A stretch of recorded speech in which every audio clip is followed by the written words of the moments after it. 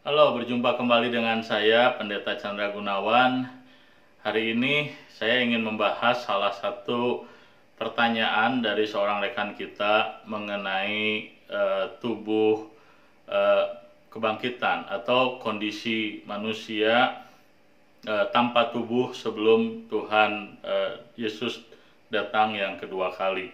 Seorang rekan kita bertanya apakah ada ayat Alkitab yang menunjukkan, memperlihatkan kepada kita bahwa baik orang percaya ataupun tidak percaya sebelum Tuhan Yesus datang yang kedua kali mereka tidak memiliki tubuh.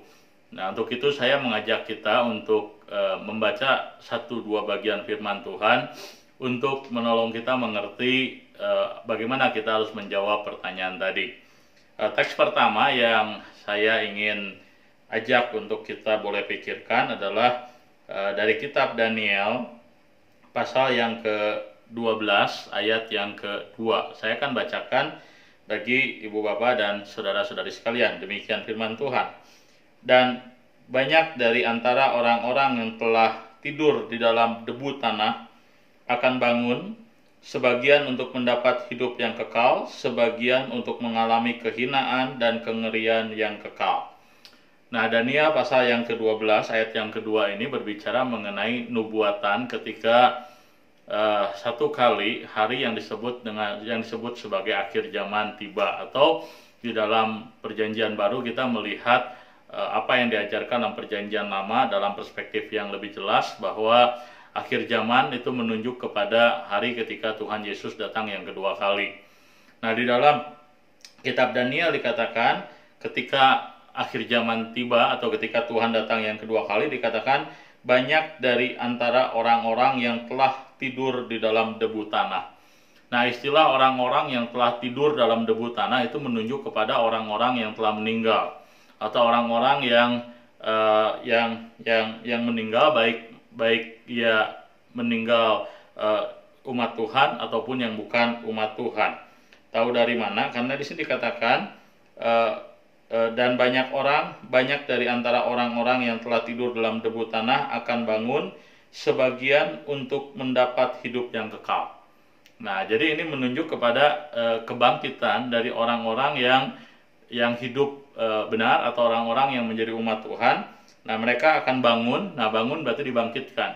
Dan kebangkitan yang dibicarakan oleh Alkitab tentu menunjuk kepada kebangkitan tubuh, bukan menunjuk kepada kebangkitan rohani. Karena di dalam Alkitab jelas bahwa waktu Tuhan datang yang kedua kali, Dia akan mengaruniakan kepada manusia tubuh kebangkitan, atau manusia akan mengalami pemulihan yang bersifat menyeluruh. Nah, maka istilah bangun untuk mendapat hidup yang kekal itu menunjuk kepada kebangkitan tubuh daripada orang-orang percaya. Itu berarti umat Tuhan saat ini sebelum Tuhan datang yang kedua kali kita tidak memiliki tubuh. Tetapi hal yang sama juga dibicarakan untuk orang-orang yang belum di dalam Tuhan. Karena dikatakan selanjutnya sebagian untuk mengalami kehinaan dan kengerian yang kekal. Nah, jadi Alkitab menyebut terjadi kebangkitan bagi dua kelompok orang.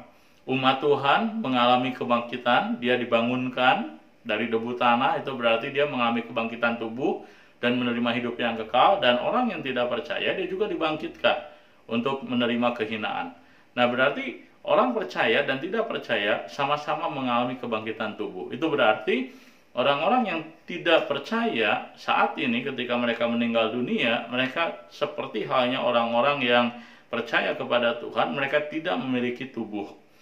Dan mereka menjadi manusia tanpa tubuh, tetapi mereka hidup di dalam penghukuman Tuhan. Nah, teks kedua yang juga penting untuk kita boleh pikirkan adalah di dalam Yohanes pasal yang kelima. Nah, kita akan membuka dalam Alkitab salah satu teks yang penting adalah Yohanes pasal yang kelima. Nah, saya akan membacakan satu bagian dari Yohanes pasal yang kelima ayat yang ke-28. Alkitab berkata demikian, "Janganlah kamu heran akan hal itu, sebab saatnya akan tiba bahwa semua orang yang di dalam kuburan akan mendengar suaranya. Dan ayat 29, dan mereka yang telah berbuat baik akan keluar dan bangkit untuk hidup yang kekal.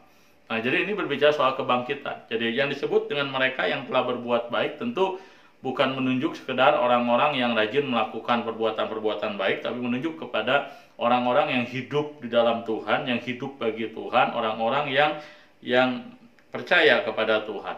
Nah, dikatakan bahwa mereka akan bangkit. Artinya bangkit di sini bangkit apa yang maksud bangkit di sini? Tentu mereka akan mengalami kebangkitan tubuh. Itu yang dimaksudkan dengan bangkit. Jadi mereka akan keluar dan bangkit, mengalami kebangkitan untuk hidup yang kekal, menerima kehidupan yang kekal. Tetapi mereka yang telah berbuat jahat, nah ini menunjuk kepada orang-orang yang bukan umat Tuhan, akan bangkit. Nah, jadi mereka juga akan mengalami kebangkitan. Kebangkitan apa? Tentu saja kebangkitan tubuh untuk dihukum. Nah, jadi jikalau Alkitab memperlihatkan kepada kita bahwa baik orang percaya ataupun tidak percaya mengalami kebangkitan pada saat yang sama ketika Tuhan Yesus datang yang kedua kali.